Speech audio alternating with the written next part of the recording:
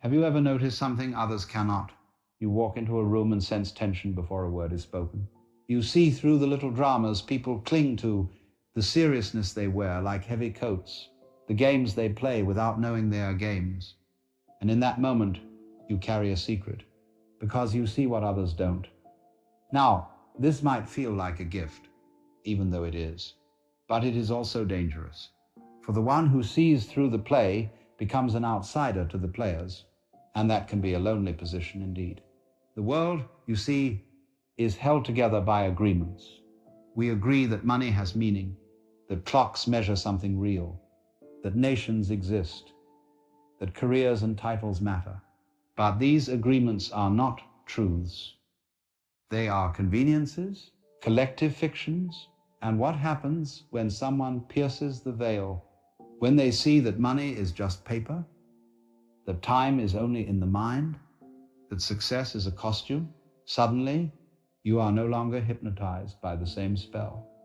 And this is threatening, not because you are wrong, but because you disturb the game. You laugh while everyone else is still pretending. Imagine children playing a board game. They are deeply invested, arguing over rules, accusing each other of cheating, fighting fiercely to win. Now imagine you, as an adult, watching. You know, it's only cardboard, only plastic. You smile at their seriousness. That is how life looks once you see. You realize that so much of what people fight about is no more real than pieces on a board. But if you tell them this, they won't thank you. They'll say you're spoiling the game. And in a sense, you are. This is the danger of seeing what others don't. Those who see differently are often misunderstood. They are accused of being irresponsible, lazy, even mad. History is full of such people. Mystics who saw the unity of all things. Philosophers who questioned society's gods. Artists who painted what no one else could see. They were often ridiculed or silenced, not because they lacked truth, but because truth is uncomfortable. People prefer their illusions. They cling to them. And when you tear away the mask, they don't thank you, they attack you. So the one who sees must learn caution. Vision is not always welcomed by the blind, but let us be clear. Seeing more deeply is not a curse, it is a liberation. For you no longer take life so seriously. You stop being dragged into petty dramas. You stop chasing shadows. You see that all of it, the striving, the competing, the worrying, is like ripples on the surface of a vast ocean. It comes and goes. And underneath, there is something still, something eternal. The danger is not in the seeing itself, but in how you carry it. If you become bitter, mocking, superior, you will only isolate yourself further. But if you carry it lightly, it becomes wisdom. To see is to play the game knowingly. You don't stop playing. You still eat, work, love, create. But you do it with a twinkle in your eye. You don't clutch at results. You don't treat winning as survival. You know it's theater, and so you can enjoy it more deeply than those who think it real. The wisest are not those who escape the game, but those who can dance in it without being trapped. The real master is not the one who leaves the stage, but the one who can act every role with grace, knowing it's a play. Still, there is a cost. To see what others don't means you carry a kind of solitude. You cannot always explain yourself. If you tell people too much, they will think you strange. If you stay silent, you feel alone. This is why, throughout history, those who awakened sought each other out. The poets found poets. The seekers found seekers. The awake found the awake. And when two who see recognize one another, there is an instant bond, a silent smile, a knowing, because finally you are not alone in the dream. Someone else remembers that it is a dream. But if you cannot find them, what then? Then your task is to carry the vision alone. To live in the world, but not of it. To go to work, yes, but not believe your worth depends on your job. To love, yes, but not confuse love with possession. To succeed, yes, but not identify with the trophy. You may still play every part, but lightly, as one wears a costume. For the danger is not that you see, but that you might become hardened, resentful, superior. The true sage remains playful, gentle, compassionate, even while seeing what others cannot. Now here is the paradox. Those who see what others don't are often rejected at first, but celebrated later. The madman becomes the prophet. The heretic becomes the saint. The ridiculed artist becomes the genius of a new era. Society resists what it isn't ready to see, but later it calls those same visions wisdom. This means your danger today may be your gift tomorrow, but you must survive the in-between, and that requires humility. You are not better than those who do not see. You are simply carrying a torch that burns too brightly for some eyes. So how does one live with such vision? First, patience. Others awaken in their own time. Second, humility. You do not need to be a preacher. You do not need to be right. Third, playfulness. If life is a dream, laugh at it. Dance with it. To see does not mean to withdraw from the world. It means to enjoy it more deeply, because you no longer confuse the play with reality.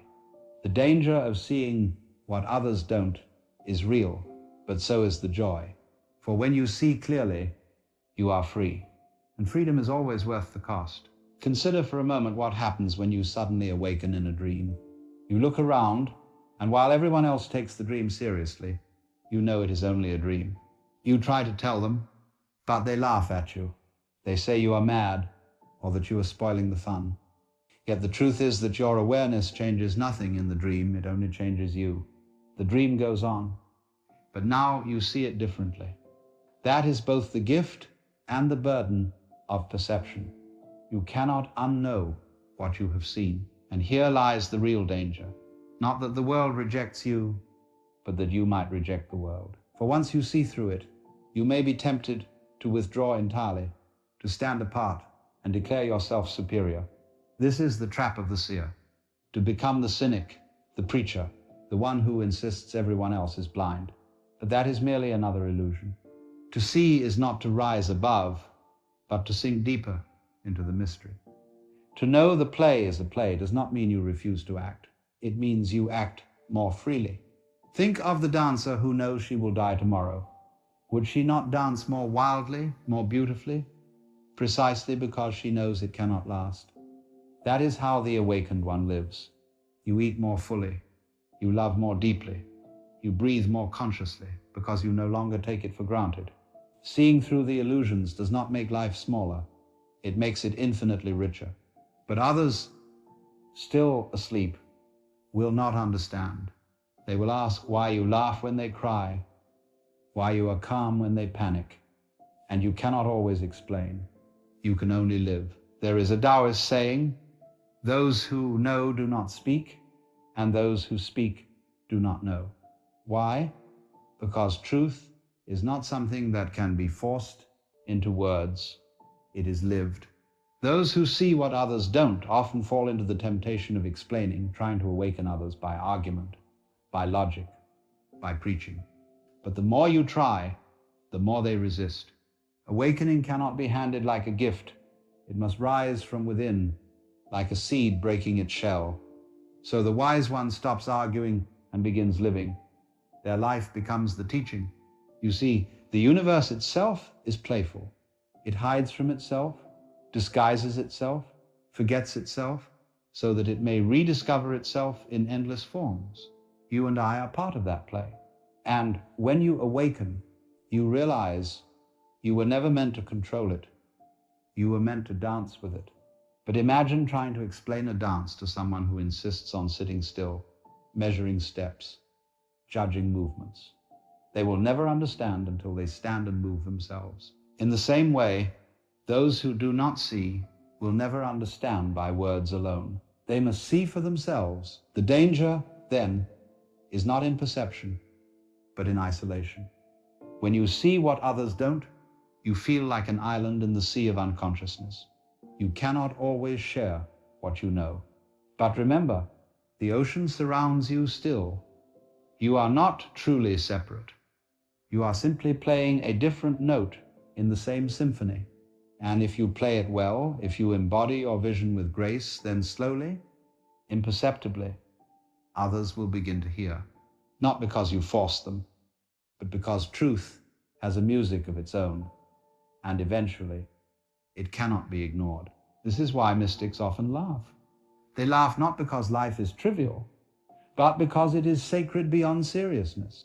The one who sees realizes that the struggle, the striving, the endless pursuit, it is all like chasing your own shadow.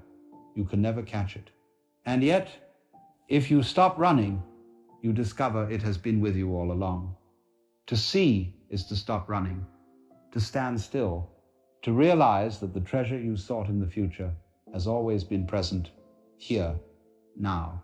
And that realization makes you dangerous not to yourself, but to the illusions of society. So, what should you do if you find yourself seeing differently? First, do not be afraid. You are not alone, even if it feels that way. Many before you have walked this path. Second, do not rush to change others. Let them dream. Let them play. They will awaken when they are ready. Third, hold your vision lightly. Do not grip it as a weapon. Do not turn it into an ideology. For the moment you do, you are asleep again, caught in the illusion of being right. True seeing is flexible, playful, compassionate. It does not cling.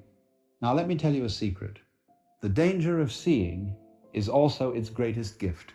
For when you see through the masks, through the games, through the illusions, you are left with the simplest, most profound thing, presence.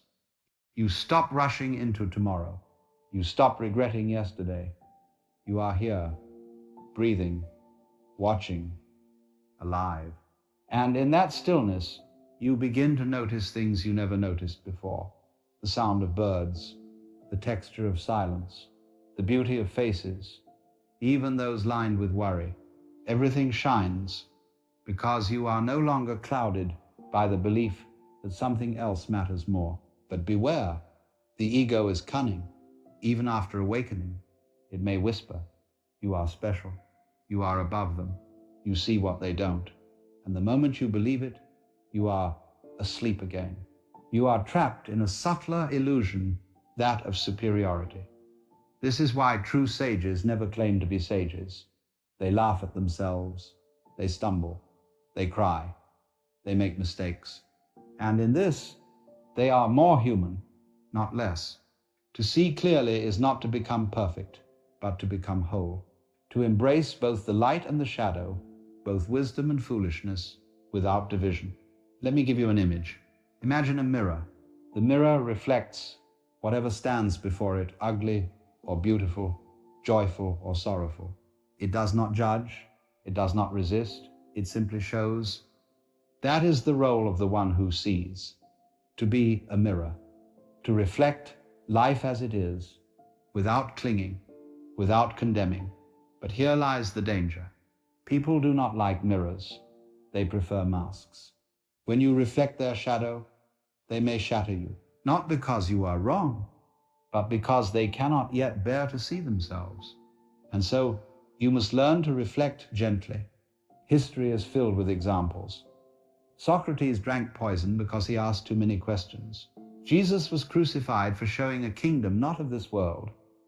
Mystics in every age were exiled, imprisoned, or silenced, not for lying, but for telling truths that others were not ready to hear.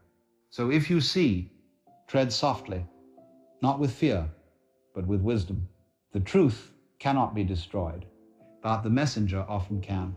This is why the awakened often cloak their vision in stories, in parables, in laughter. For the truth slips past defenses more easily when disguised as a tale than when shouted as a fact. So what is the point? You may ask, why awaken at all if it brings danger, isolation, misunderstanding? Because once you see, you cannot unsee. And because the joy of seeing outweighs the burden. To walk freely, to laugh without reason, to love without clinging, that is worth every misunderstanding. and in time, your presence may inspire others, not because you convince them, but because you embody a way of being they cannot ignore. They may not know why, but they will feel it. Your freedom will be contagious, and slowly, the dreamers will stir.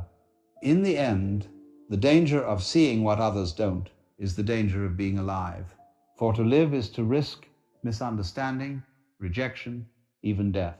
But to refuse to see is not to live at all, it is to exist half asleep. Better, I say, to see and stumble than to sleep and dream forever. The universe itself wants to wake through you. It whispers in your intuition, in your laughter, in your tears. Remember who you are. And when you remember, you discover that you were never separate, never lost. You were the dreamer all along. So let us return to where we began. Have you ever noticed something so obvious that others missed it? Have you ever felt like you were awake in a room full of dreamers? If so, know this: you are not broken. You are not cursed. You are not alone. You are simply seeing a little further than most. Carry it gently. Laugh often. Play the game, but do not take it too seriously. And when you feel the weight of isolation, remember, the universe itself is with you. For the one who sees what others don't is the one through whom the universe begins to see itself.